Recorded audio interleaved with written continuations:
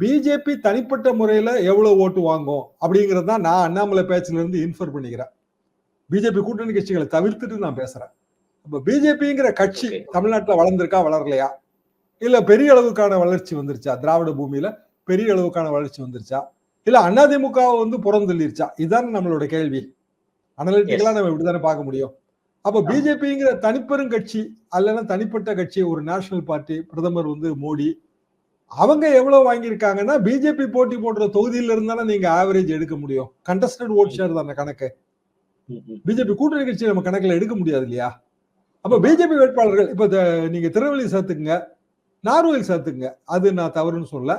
சரி, வேலூர் கூட பிஜேபி வேட்பாளர் நம்ம எடுத்துக்கலாம். ஏன்னா தாமரையில் நிக்கிறாரு. பாரிவேந்தர் பெரம்பலூர் அவரையுமே நம்ம பிஜேபி வேட்பாளர்னு எடுத்துக்கலாம். தாமரையில் நிக்கிறாரு.